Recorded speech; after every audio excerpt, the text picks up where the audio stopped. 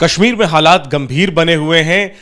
लगातार हो रही हत्याओं के बाद प्रवासी मजदूरों का पलायन शुरू हो गया है। कांग्रेस के वरिष्ठ नेता प्रमोद तिवारी जी मेरे साथ हैं। सर, जिस तरीके से कश्मीर में एक के बाद एक टारगेट किलिंग के मामले सामने आ रहे हैं, अब वहां से प्रवासी मजदूर जो वहां पर रोजी रोटी के लिए गए हुए थे, उनका पलायन शुरू हो गया है। सरकार अपनी तरफ से गंभीर तो नजर आ रही है। इस वक्त जब हम बात कर रहे हैं, प्रधानमंत्री और गृहमंत्री की बैठक चल रही है कश्मीर के मुद्दे पर, आपकी तरफ से क्या आपको लगता है कि सरकार को कदम उठाने चाहिए ताकि इन घटनाओं पर रोक? देखिए, सबसे बड़ी बात यह है कि इतनी कमज़ोर सरकार नरेंद्र मोदी जी जैसी भारतवर्ष में इसके पहले कभी नहीं बनाई, जिसका प्रधानमंत्री ये बोल दे कि लद्दाख में न चीन की सेना कभी आई थी, न कभी रही है, न उन्होंने हमारी किसी चौकी पे कब्जा किया है। जबकि हकीकत दुनिया जानती है, सैटेलाइट बता रहा है, विदेश मंत्रालय की रिपोर्ट बता रही है, विज्ञप्ति जो जारी की थी कि हाँ ऐसा है। ऐसा प्रधानमंत्री जी किस डर की वजह से कर रहे हैं? जहाँ तक सवाल है कश्मीर का, 1991 में जब हुकूमत थी विश्वनाथ प्रताप सिंह जी की और भारतीय जनता पार्टी के समर्थन पे, उस समय भी ऐसे ही पलायन हुआ था। आज फिर पलायन हो रहा है। चुन चुनकर उत्तर भारत के लोग मजदूर मारे जा रहे हैं, उनसे जात पूछ के, धर्म पूछ के मारा जा रहा है, मजदूरों को मारा जा रहा है। और ये सरकार खामोशी के साथ कोई कदम नहीं उठा पा रही है। आतंकवादी गतिविधियां, जिसे कहा था नोटबंदी के साथ समाप्त हो गई, जो कहा था कि हमने उस पर काबू पा लिया है, ये कैसे हो रही है? आप छोड़िए उत्तर भारतीय तो जो मरे उसका दुख है, 9 भारत के सैनिक आतंकवादी गतिविधियों के शिकार हो जाए, ये इस सरकार की कमजोरी और बुजदिली का निशाना है। क्या एक्सपेक्टेशन है आपकी सरकार से? क्या आप डिमांड करते हैं, क्या कार्रवाई हो ताकि एक कठोर संदेश जाए और लगाम लगे? पहला काम, भारत की सेनाएं सक्षम है, मजबूत है। जो हमारे 20 सैनिक चीन ने मारे थे, उनके खिलाफ कार्रवाई करें और प्रधानमंत्री अपने इस वक्तव्य को वापस लें कि न चीन कभी आया था न कब्जा किया। तो फिर वार्ता क्या हो रही है? किस निर्माण को हटाने की बात हो रही है?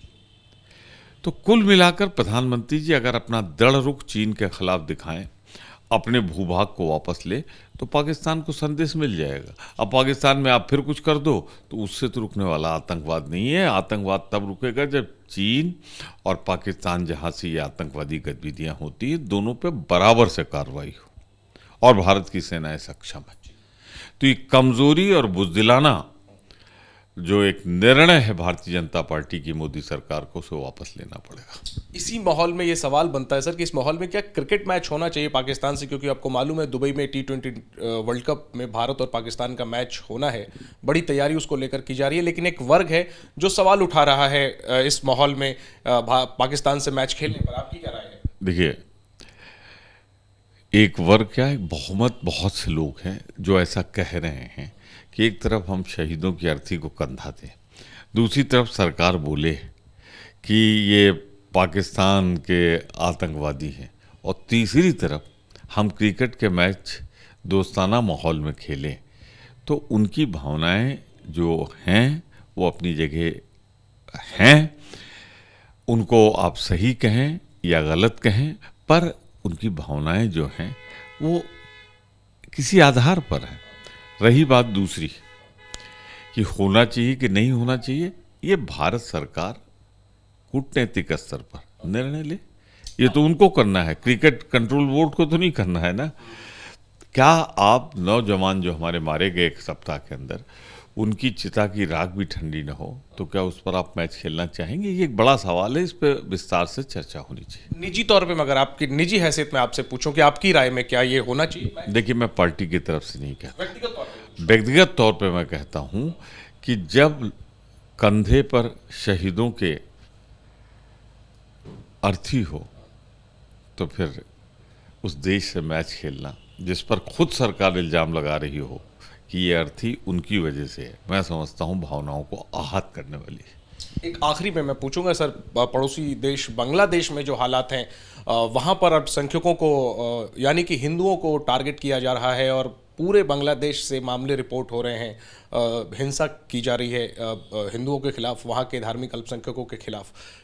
क्या आपकी इस पर प्रतिक्रिया है और भारत सरकार से आप किस तरीके के हस्तक्षेप की उम्मीद करते हैं? मैं मानता हूं कि भारत में इस समय नरेंद्र मोदी की कमजोर सरकार है, जो सवाल चुनाव जीतने और लड़ने के अलावा किसी काम में माहिर नहीं है। अभी तो पश्चिम बंगाल में चुनाव हो रहा था, अभी तो गए थे मोदी जी, सारी अपनी वैक्सीन हिंदुस्तानी तरसता रह गया दे आए थे बांग्लादेश को, और बांग्लादेश की सीमा पर जाकर क्या लंबी चौड़ी बातें करके आए थे। और आज क्या हो रहा है, वहाँ नवरात्र का जो सबसे पावन पर्व है, जो हिंदू मुसलमान वहाँ दोनों मनाते हैं बांग्लादेश में, कहाँ पहुँचा दिया आपने कि कोई वहाँ पे दुर्गा पूजा के पंडाल नहीं लगा सकता, घरों में घुस के आग लगाई जा रही है। वही स्थिति जो थी बहुत पहले वो दोहराई जा रही। याद करो प्रधानमंत्री जी, थोड़ी हिम्मत दिखाओ, 56 इंच इंदिरा गांधी के तेवर लाओ। ये इंदिरा गांधी थी जिसने 14 दिन की लड़ाई में बांग्लादेश का निर्माण कर दिया था। इस तरह कमज़ोर और चुनाव के लिए समझौते मत करो, यही प्रधानमंत्री से आग्रह है। जो हमारे पड़ोसी देश में रह रहे हमारे भारतीय हैं या वो वहाँ के संप्रदाय के ना हों अगर, तो उनकी रक्षा करना भारत सरकार का दायित्व है, और दायित्व झुक के नहीं निभाया जाता, दृढ़ता से निभाया जाता। शुक्रिया बात करने के लिए प्रमोद तिवारी जी। तो बड़ा बयान प्रमोद तिवारी कह रहे हैं कि एक तरफ जवानों की अर्थी हो कंधे पर और दूसरी तरफ क्रिकेट मैच।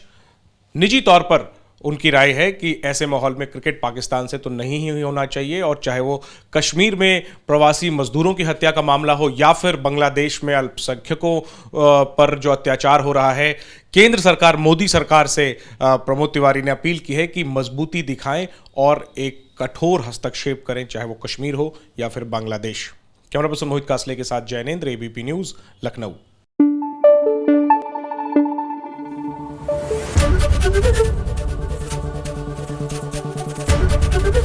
एबीपी न्यूज आपको रखे आगे।